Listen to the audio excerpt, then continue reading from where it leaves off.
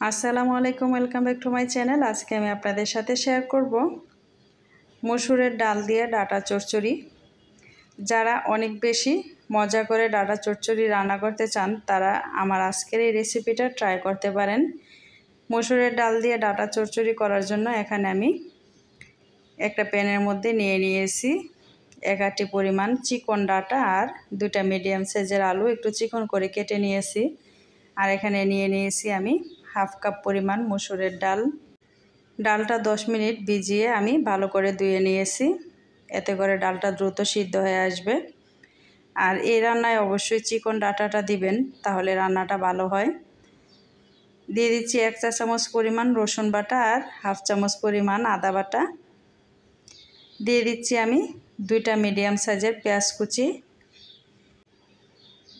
এখন দিয়ে দিব গুঁড়া মশলাগুলো।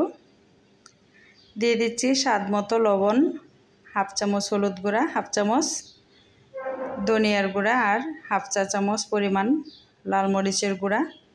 চাইলে জালটা কম বেশি করে দিয়ে নিতে পারবেন। দিয়ে দিচ্ছি ফ্রোজেন করা একটা টমেটো, আপনারা চাইলে এখানে ফ্রেশ টমেটোটাও দিয়ে নিতে পারবেন। দিয়ে দিচ্ছি আমি 2 টেবিল চামচ পরিমাণ রান্নার রেগুলার যে তেলটা ব্যবহার করি সয়াবিন তেল, সেই তেল দিয়ে আমি ভালো করে সবগুলো মশলা ডাটা মসুরের ডালের সাথে মাখিয়ে নিচ্ছি।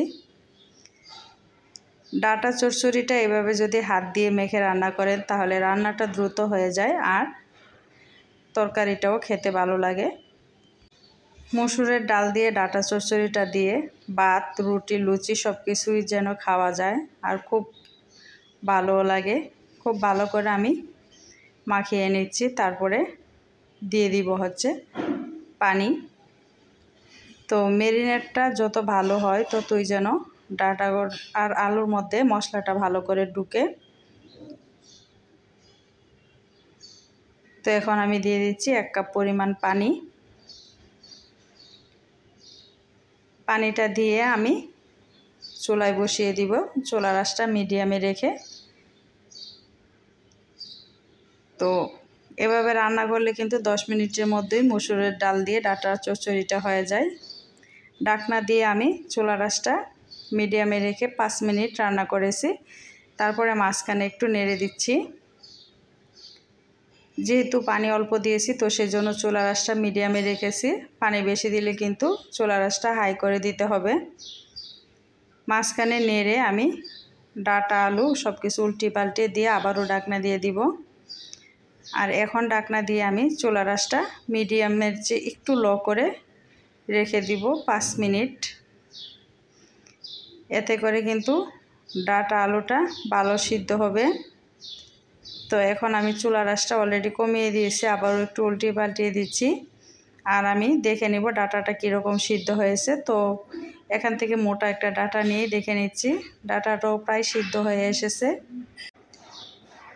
তো এই পর্যায়ে এসে যতটুকু ঝোল আছে আমি একদম চুলার আঁচটা লো করে দিব। আর 4টা লাল দেখে কাঁচামরিচ দিয়ে দিয়েছি, মানে পাকা কাঁচামরিচটা দিয়ে দিয়েছি। দিয়ে হাফ চামচ পরিমাণ টালা জিরার গুঁড়া দিয়ে আমি ঢাকনা দিয়ে দিব 5 মিনিটের জন্য। আর চুলার আঁচটা একদম লো করে দিব, নইলে কিন্তু ঝোলটা বেশি শুকিয়ে যাবে। আর যেহেতু মসুরের ডাল আছে তো ঝোলটা কিন্তু রান্না হওয়ার পর আর একটু টেনে নেবে। তো এখন 5 মিনিট রেখে দিয়েছি চুলার মধ্যে। টোটাল আমার এই রান্নাটা করতে সময় লেগেছে হচ্ছে 10 মিনিট।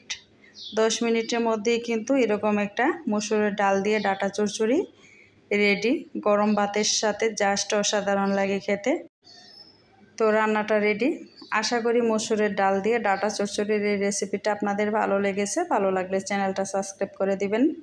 সবাই ভালো থাকবেন, সুস্থ থাকবেন। দেখা হবে নতুন কোনো রেসিপিতে। আল্লাহ হাফেজ, আসসালামু আলাইকুম।